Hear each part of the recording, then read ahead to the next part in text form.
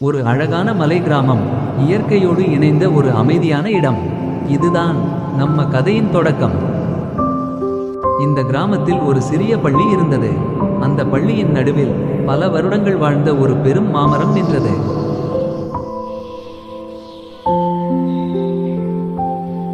Lunch bell அடித்ததும் எல்லா குழந்தைகளும் ஓடி வந்து அந்த மரத்துக்கருகில் விளையாடினார்கள்.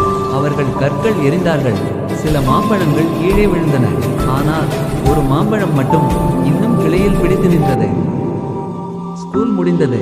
அந்த மாம்பழம் மட்டும் தனியாக இருந்தது. அந்த நேரத்தில் வாழ்க்கை மாற்றிக்கொள்ளும் ஒரு முடிவு எடுத்தது.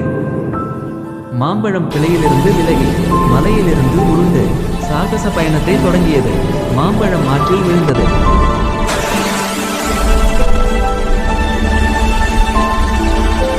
அது நீந்திக் கொண்டு மீன்களோடு விளையாடியது. இது அதன் வாழ்க்கையில் முதல் மகிழ்ச்சி.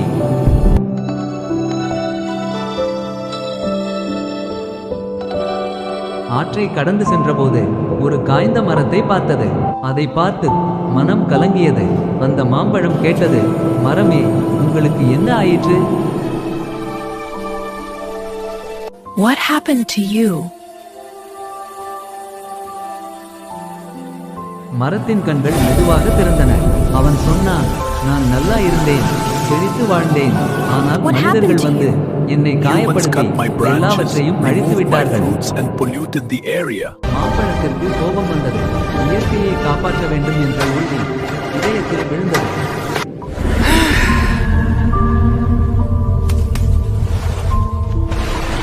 மழை பெய்தது. அந்த காய்ந்த மரம் மீண்டும் உயிர் பெற்றது.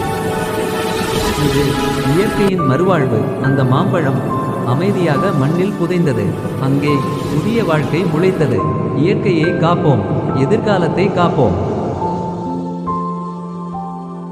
When nature cries, a mango becomes sour. Afraid. Protect trees, protect future.